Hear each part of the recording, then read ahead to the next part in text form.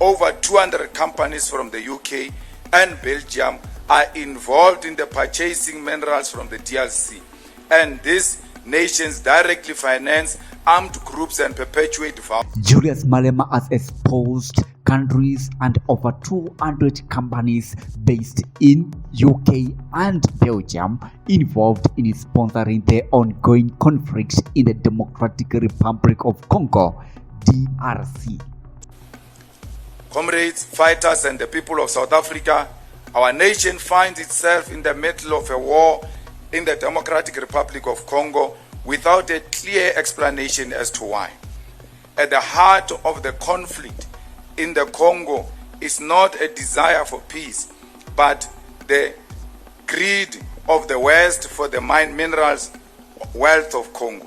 The DRC is a home of vast reserves of minerals essential for modern technology, including cobalt and tin, tantalum and gold. Around 70% of the world cobalt, crucial for electric cars, batteries, and smartphones, comes from DRC, yet Congolese people see none of these riches. Instead, multinational corporations and West nations exploit these resources while fueling conflict to maintain their access. Over 200 companies from the UK and Belgium are involved in the purchasing minerals from the DRC, and these nations directly finance armed groups and perpetuate violence. These corporations and their governments remain complicit, failing to regulate supply chain or hold corporations accountable for using conflict minerals. The chaos in the DRC goes back to the colonial conquest, and today is sustained by imperialist interest to loot the wealth of the DRC. In a bold statement, Malema also criticized the South African President Cyril Ramaphosa and the President of RWANDA, Paul Kagame, for their involvement in the conflict.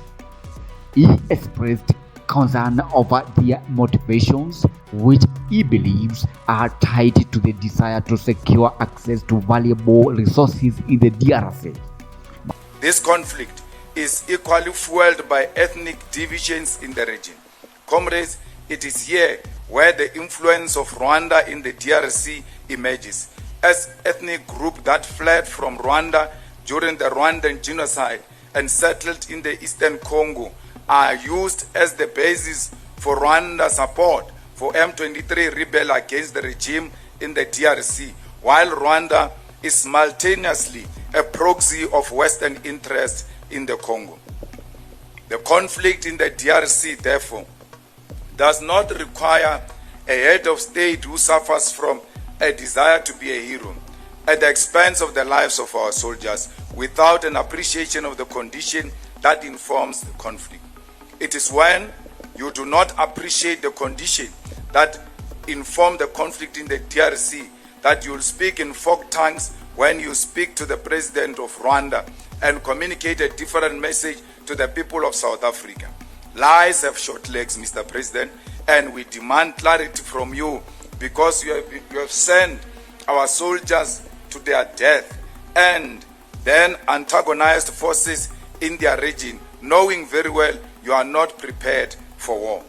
It is crucial for fellow fighters to acknowledge this history and ask ourselves what is the specific role of the South African National Defence Force in the Congo, and in whose interest is our mission in the Congo?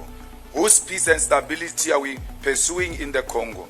Is peace and stability for the continent or peace and stability for mining interests of global capitalists? Malema has called on South Africa to carefully reconsider its position in the conflict, particularly its military involvement, until the government will withdraw South African soldiers from the DRC. He emphasized that the initial justification for the South African troops' presence in the region was no longer relevant, and that continued involvement could serve to further entrench foreign exploitation of the Congo's resources. Commissars and fighters, citizens of our great country, and our armed forces who are in the trenches in the Congo I take this opportunity to caution the President of South Africa, Cyril Ramaphosa, not to fall into the pitfalls of warmongering and not allow desperation to inspire a misguided intervention in the conflict in the Democratic Republic of Congo.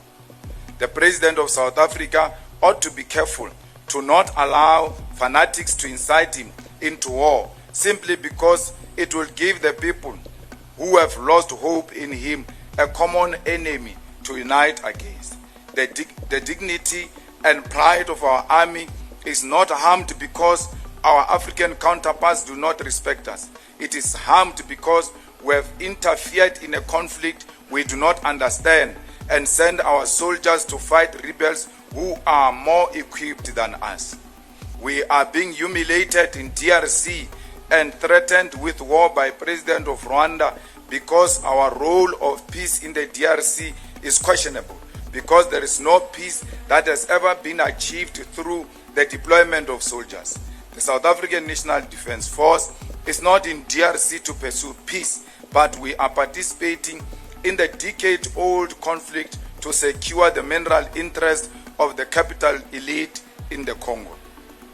Our soldiers must withdraw from the DRC, not only because they have not been given the necessary equipment to pursue the so-called peace they are there for, but because the motivation to send our forces to the DRC are dishonest. Our children, our sons and daughters of the South African National Defence Force have been sent to their death because the mineral interest of multinational corporations and individuals must be secured.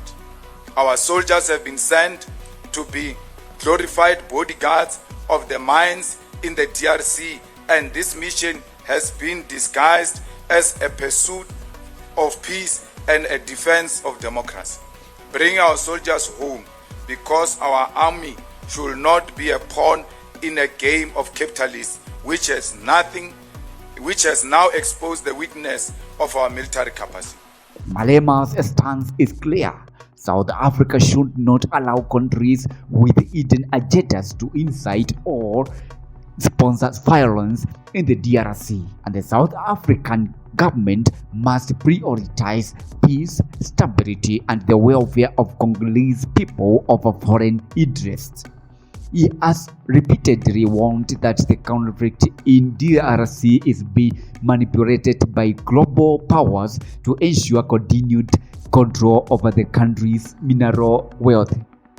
He specifically highlighted the involvement of US, UK, Belgium countries as well as other governments involved in this war, which have been implicated in the exploitation of the DRC's vast mineral resources. Malema warns that these foreign interests are playing a significant role in exacerbating the war, with an hidden agenda driven by the desire to control the mineral wealth in the Congo, and that South Africa must not become complicit in this exploitation.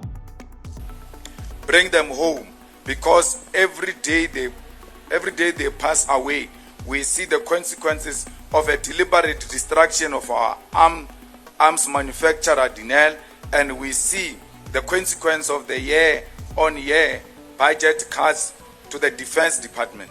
Bring our soldiers home, because they are the first line of defense for our people, not the first line of defense for the interest of capitalists and mining corporates. This is Stephen, GC News.